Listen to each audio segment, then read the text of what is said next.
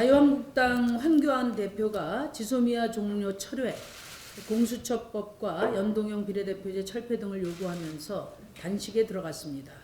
제1야당 대표가 국회에서 그 책임을 반분해야 할 일을 대통령에게 요구하며 단식을 하는 상황을 이런 비정상의 정치에 난감할 따름입니다. 국민들께서 황 대표의 단식을 당내 리더십 위기를 모면하기 위한 뜬금포 단식이라고 말하는 이유입니다. 단식을 하려면 작은 정당인 단식을 하려면 작은 정당 대표인 제가 해야지 왜 배부른 제1야당 대표가 청와대에서 국회로 우왕좌왕 단식을 하는지 안타까운 마음이 듭니다. 황 대표의 현실인식은 참으로 딱합니다. 지소미아 종료 원인은 일본 아베 정권의 경제 침탈로부터 비롯된 것입니다. 황교안 대표가 지소미아 문제로 청와대를 압박하는 것은 국익에 반하고 우리 정부를 어렵게 하는 내부 총질 행위입니다. 황교안 대표가 굳이 지소미아 유지를 위해서 직접 나설 의지가 있다면은 가야 할 곳은 청와대 앞이 아니고 일본 아베 수상 관저 앞이라는 점을 분명히 말씀드립니다.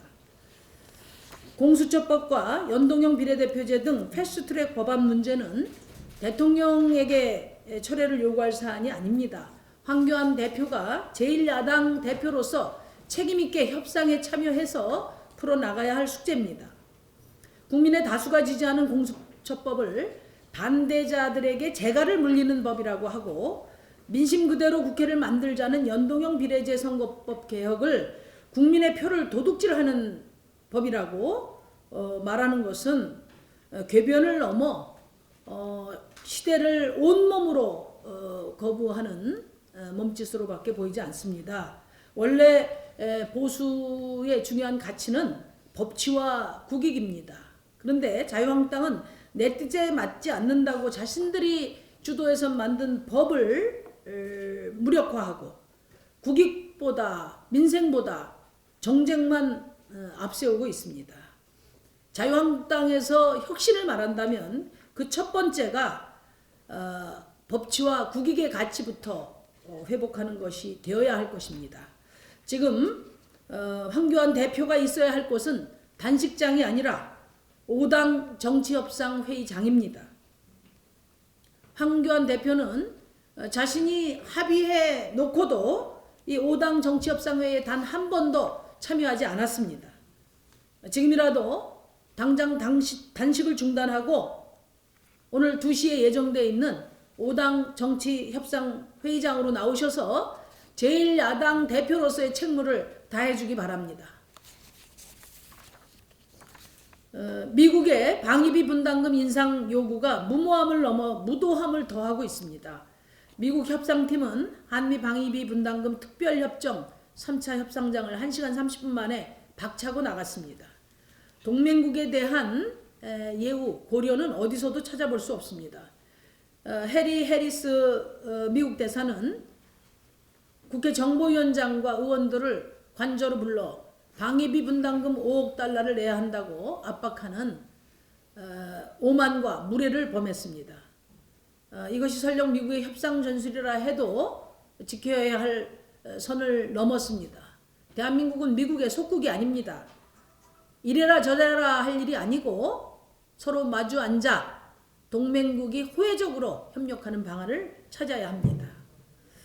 미국이 한국을 동맹국이라고 생각한다면 돈벌이 거래국 대하듯 해서는 안 됩니다.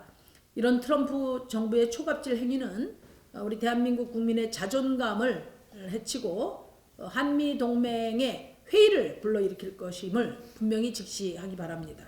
미국의 고강도 압박에 대응할 수 있는 우리의 가장 강력한 힘은 초당적인 대처입니다. 여야 정당은 정부가 당당하게 방위비 분담금 협상에 임할 수 있도록 당장 강력한 국회 결의안을 채택하는 데 힘을 모아야 합니다. 우리 정의당은 방위비 분담금 동결을 골자로 하는 결의안을 제출하겠습니다. 그리고 저는 트럼프 대통령의 무모한 방위비 분담금 증액 요구를 철회하고 호혜 평등한 한미 동맹 관계를 촉구하기 위해서 트럼프 대통령에게 보내는 공식 서한을 미 대사관을 통해 전달할 예정입니다.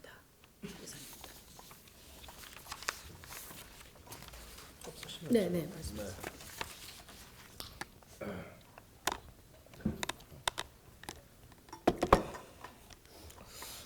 도대체 주한미국 대사관저에 불려가서 훈계를 듣고 온 정치인은 누구며 해리 해리슨 대사의 관저에서는 저녁마다 무슨 일이 벌어지는 것입니까? 최근에 관저에서 다시 하겠습니다. 최근에 저녁마다 대서의 관저에는 부르면 쫓아가는 한국 정치인들과 대사가 매일 밀담을 주고받는 일이 벌어지고 있습니다. 사실 밀담도 아닙니다. 해리스 대사의 일방적인 훈계이거나 협박입니다. 이런 이상한 조짐이 이어지더니 지난 19일에 국회 본회의에서 방위비 분담금에 대한 초당적 결의안도 처리가 무산되었습니다. 이 역시 해리스 대사의 만찬과 불가분의 관계가 있는 것인지 의혹이 아닐 수 없습니다. 대사가 할 말이 있으면 국회에 당당하게 나와서 공개적으로 견해를 밝히면 될 일이지 왜 정치인들 불러서 감 나와라 배 나와라 관저 정치나 하는 것입니까? 이건 대사가 아니라 총독이나 하는 짓입니다. 게다가 지난번 문정인 대사 임명 무산도 존 볼튼 전 백악관 안보보좌관의 지시를 받은 해리슨 대사가 강경화 외교부 장관의 부당한 압력을 행사했기 때문에 벌어진 일입니다. 이런 내정 간섭이 지속되고 협박을 하는 대사에 대해서는 방위비 분담금을 한 푼도 내지 않겠다는 우리의 강력한 의지가 필요합니다. 네. 이정도 노동본부장입니다. 어제 9시부로 철도 노조가 파업에 돌입했습니다.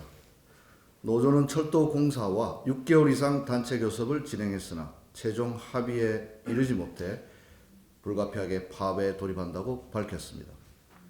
철도 공사는 교대제 전환과 비정규직 처우 개선 등 기존 노사 합의 사항 이행을 위해 3일 회계법인의 직무 진단 결과에 기초하여 인력 충원 규모를 산정했으나 실제 교섭에서는 검토안을 제시조차 못한 채 교섭은 결렬됐습니다.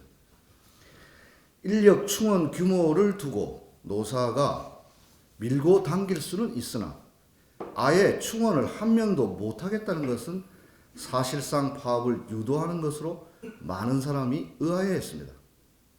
그런데 어제 김경욱 국토부 제2차관은 코레일 사측의 증언 요구는 근거가 없어 검토가 불가하다고 주장해 철도 파업의 원인 제공자가 누구인지를 스스로 공개했습니다. 철도공사 인력과 예산 결정권을 가진 국토부가 단 한 명의 증언도 불가하다는데 어찌 철도 노사 단체 교섭에 진척이 있겠습니까? 그렇기 때문에 우리 정의당은 일관되게 공공부문의 실질적인 사용자인 정부와 공공노조와의 노종교섭 정례화를 주장해 왔습니다. 지금 장기화되고 있는 도로공사 문제도 국토부가 뒤에서 거부하고 있는 것은 아닌지 강한 의심이 듭니다. 기존 노사 합의 사항은 부정하고 파업을 유도하면서 법적 근거가 없는 군대 투입을 국방부에게 요구하면서 노조 파업을 무력화하려고만 하지 말고 이럴 바엔 차라리 국토부 장관이 직접 나와 노조와 교섭하십시오. 그것이 선진적 노사관계를 확립하는 길이며 국토부 산하 장기화되고 있는 도로공사와 철도공사 등 공공부문 노사관계를 정상화시키는 유일한 길입니다. 정의당은 조속한 철도 노사관계 정상화를 위한 모든 노력을 다해 나갈 것입니다. 이상입니다.